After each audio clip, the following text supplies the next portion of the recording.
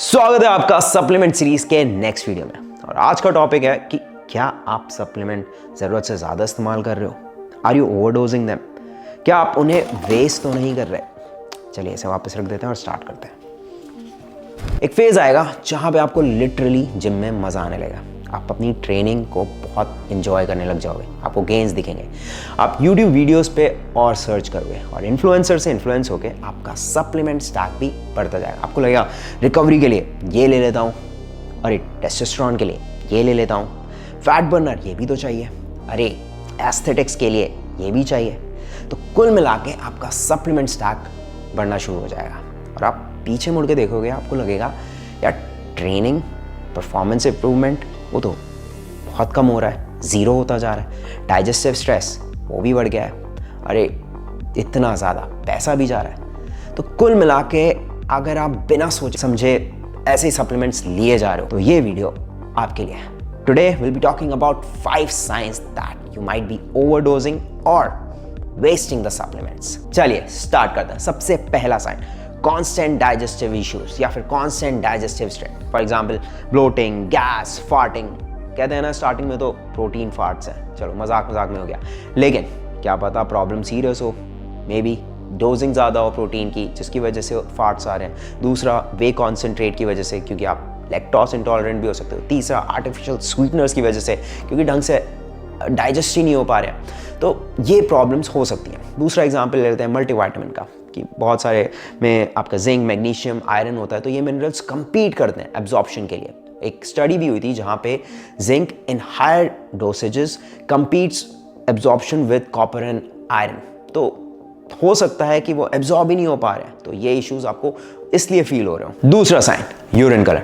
अगर आपका bright yellow urine colour है तो हो सकता है ओवरडोजिंग हो रही है। फॉर एग्जाम्पल मल्टीविटामिन या फिर बी कॉम्प्लेक्स। स्पेसिफिकली बोलूँ तो विटामिन B2 जिसे हम राइबोफ्लेविन भी कहते हैं, एक वाटर सॉल्युबल विटामिन है, पर एक्सक्रीट हो जाता है यूरिन से। इसका मतलब ये नहीं कि हार्मलेस है। आपकी जो डिटॉक्स ऑर्गन्स है, लिवर, किडनी, उनको बहुत ज़्यादा स्ट्रेस देके जाता है, तो आपको कायदे में उनके बारे में भी सोचना चाहिए। तीसरा साइन, एंजाइटी या फिर स्लीप डिसऑर्डर। एक मेरे फ्रेंड ने बोला कि यार ट्रेनिंग तो बहुत सही जा रही, बहुत स्ट्रांग लग रहा है, पर मेरा स्लीप स्केड्यूल काफ़ी ख़राब हो गया है, नींद नहीं आती रात में। तो काफ़ी रीजंस हो सकते हैं। मैंने बट पूछा कि सप्लीमेंट्स में क्या लेते हो? He said pre workout, coffee भी अलग से पीता है, प्लस एक फैट बर्नर भी इंक्लूड करना है। तो ये जो कॉम्बिनेशन इटसेल्फ है, ये आपको काफ़ी ज़्यादा बेचैनी, इंक्रीज योर ब्लड प्रेशर हिला सकता है। तो मैंने उसके से अभी के लिए फैट बर्नर निकाल दिया, कि बिल्कुल ही स्ट्रिक्टली, क्योंकि हमें लगता है मेरी परफॉर्मेंस ट्रेनिंग मेंटली हम ऐसे सोच रहे हैं कि उसी की वजह से अच्छी हो रही है। ऐसा नहीं है, बहुत सारे रीजंस हैं। ठीक है, बस प्री वर्कआउट इंक्लूड किया और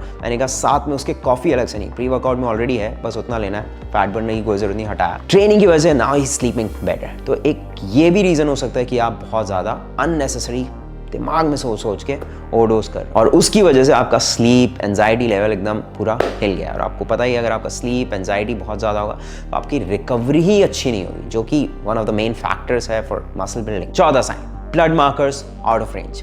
अब जब भी मैं कोई क्लाइंट लेता हूँ उसके ब्लड मार्कर्स ज़रूर मांगता हूँ, क्योंकि उससे आपको बॉडी के बारे में काफ़ी कुछ इंटरनली क्या चल रहा है पता चल सकता है, क्या कुछ हिडन टॉक्सिसिटी तो नहीं है।